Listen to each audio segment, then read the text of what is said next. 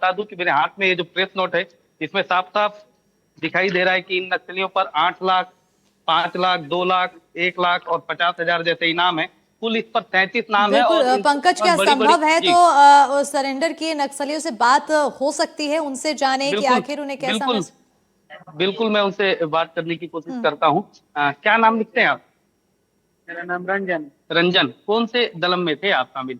पूर्वी Bastar petrol company. पूर्वी बस्तर छठवा कंपनी पे। जी। क्या रैंक था आपका वहां पर?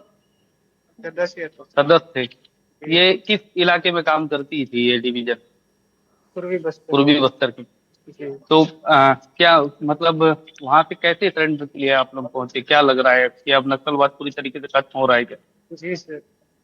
पूरी तरीके से खत्म हो रहा है। जी।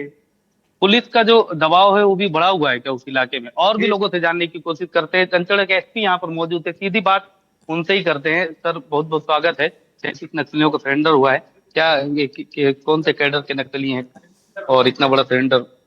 आज IG Shri Sundarraj sir, DIG Shri Kamlesh Kashyap sir, DIG Shri RPC Rakesh sir के मार्गदर्शन में पुनः मार्ग पुनर्वास से पुनर्जीवन जो अभियान छत्तीसगढ़ शासन की पुनर्वास नीति के तहत आज कुल 37 माओवादी, जिनमें कुल इनाम अगर देखा जाए 27 पर इनाम था, 65 लाख रुपए का, उन्होंने आत्मसमर्पण किया है। ये मुख्य रूप से देखा जाएगा, इसके company 6 company 10 company 2 platoon 16 SM rank के भी माओवादी इसमें शामिल हैं। और मुख्य रूप से ये लोग माड़ एरिया और पश्चिम बस्तर डिवीजन में सक्रिय थे, जिन्होंने उनकी उपली विचारधारा को छोड़कर शासन की पुनर्वास नीति है और मुख्यधारा से जुड़कर अपना ट्रस्ट दिखाया और उन्हें हथियार डालकर आज आत्मसमर्पण किया दंतेवाड़ा पुलिस स्टेशन में। सर, जिस तरीके से लगातार सरेंडर हो रहा है, बड़े नक्सली कैडर भी समर्पण कर रहे हैं, क्या लग रहा है कि ये उसी की वजह से या जो सर्चिंग अभियान तेजी से अंदर चल रहे हैं? नहीं आपको क्या देखिए, लगता है? जो विगत 2 वर्ष में आपने देखा होगा कि लगातार हमारी जो अभियान है और लगातार हुए हैं, विभिन्न मुठभेड़ हुए, मुठभेड़ों में बड़ी बड़ी सफलताएं फोर्सेस को मिली है। इसके साथ ही हम लोगों का जो एरिया डोमिनेशन आउटरीच प्रोग्राम है और जैसे कि माओवादियों से अपील की है, आपके मीडिया के माध्यम से भी किया गया, तो ये एक तरीके से देखा जाए तो सभी का एक कंसोलिडेटेड एफर्ट रहा है इसमें, जिसकी वजह से आज शीर्ष नेता से लेकर लोअर कैडर सभी लोग आत्मसमर्पण कर रहे हैं। और जैसा कि देखा जाएगा कि उनकी जो लीडरशिप है वो एकदम टूट गई है और उनमें लीडरशिप का क्राइसिस भी हो गया। विचारधारा तो पहले से ही उनकी खोखली थी, but आज लीडरशिप का भी क्राइसिस हो गया, तो उस वजह से लगातार माओवादी मुख्यधारा से जुड़ता। सर, अभी बताया जा रहा है कि 80% नक्सलवाद सरेंडर कर चुका है, लेकिन कुछ 20% अभी भी बचा है। कुछ कई नक्सली लीडर हैं जो अभी भी अंदरूनी इलाकों में मौजूद हैं। क्या लगता है वो भी जल्द से जल्द सरेंडर करेंगे या हमारी फिर? पूरी कोशिश है कि वो मुख्यधारा से जुड़े, आत्मसमर्पण से मुख्यधारा से जुड़े, वरना जो हमारे ऑपरेशन है उसमें हम लोग लगातार ऑपरेशन करके इसमें जो हमारा लक्ष्य है उसको अचीव करने की कोशिश करें। हमारे बिल्कुल साथ धनचड़ के बिल्कुल एसपी मौजूद पंकज, मैं हैं और चाहूंगी कि जी। ये भी पूछे कि आखिर ये कैसे स्पष्ट किया जा रहा है कि इस क्षेत्र से इतने परसेंट तक नक्सली सरेंडर कर चुके हैं और अब इतने प्रतिशत बाकी हैं, तो उनको सरेंडर कराने के लिए लगातार कार्रवाई की जाए।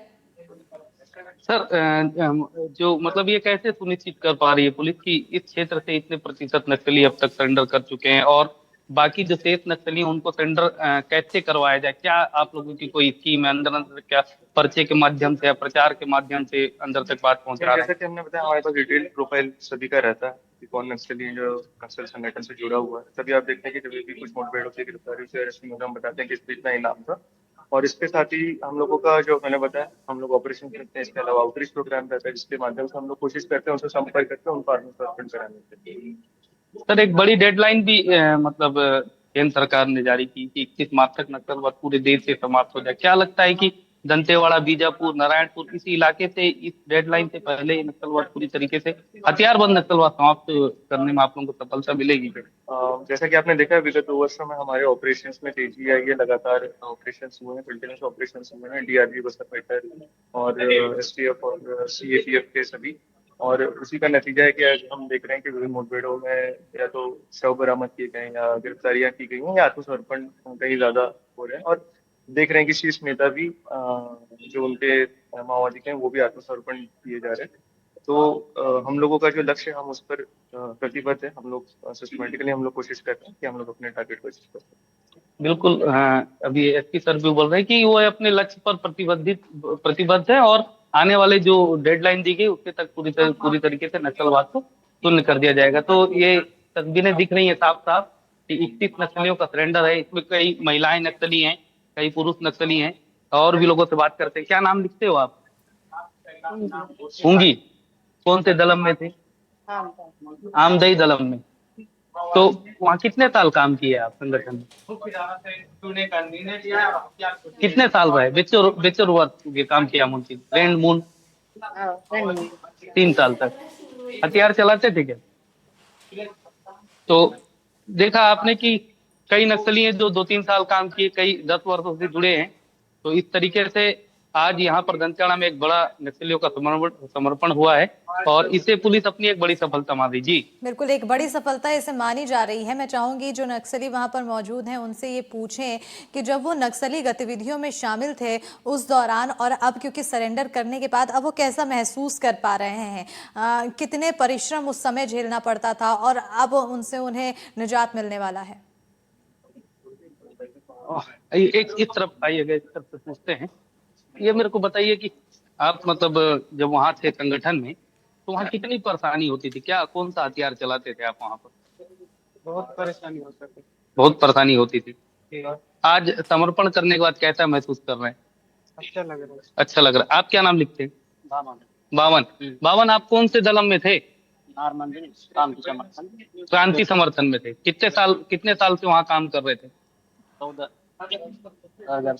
2014 से थे। तो आपसे 2014 से 11 साल हो गया आपको।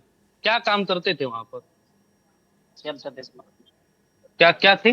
सेल सदस्य थे। तो वो बंदूक वगैरह भी चलाते थे क्या? बंदूक वगैरह नहीं चलाते थे। आप क्या नाम लिखते? राजू मरकाम। आप कौन? राजू लेकाम। कौन से दलम में थे आप? इंद्रावती एलजीएस में। आपके ऊपर कितना इनाम है? मेरा 1 लाख रुपए। वहाँ बंदूक वगैरह पकड़ते थे हाथ में? कौन कौन सा बंदूक पकड़ते? कोई मुठभेड़ वगैरह में शामिल रहे क्या आप? हैं? नहीं थे। कौन से बड़े नक्सली लीडर के साथ काम करते थे? रुपेश के साथ, जो अभी सरेंडर कर दिए। उनके सरेंडर करने के बाद आप लोगों की इच्छा हुई सरेंडर करने की।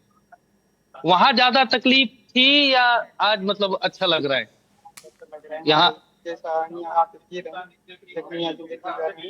लेकिन यहाँ आत्मसमर्पण करके बाद फिर कर जाएंगे तो इंडिया बना के काम करेंगे। देखा आपने, सुना कि इनका साफ साफ कहना है कि आज सरेंडर करने के बाद ये वापस घर जाएंगे, खेती बाड़ी का काम करेंगे और मुख्य धारा में जुड़ करके अपनी जिंदगी को जिएंगे। जी बिल्कुल, अब इनके मुख्य धारा के बाद जिंदगी कहीं ना कहीं सुगम जरूर होगी क्योंकि जो वहां परेशानी थी, जो चैलेंजेस थे, अब उससे उन्हें मुक्ति मिल चुकी है क्योंकि सरेंडर कर चुके। बहरहाल बहुत शुक्रिया पंकज तमाम जानकारी देने के लिए, तस्वीरें दिखाने के लिए। और फिलहाल एक बड़ी यहाँ पर सफलता हाथ लगी है सुरक्षा बलों को, जिसके तहत 21 नक्सलियों ने सरेंडर किया है। इसी के साथ इस बुलेटिन में फिलहाल इतना है।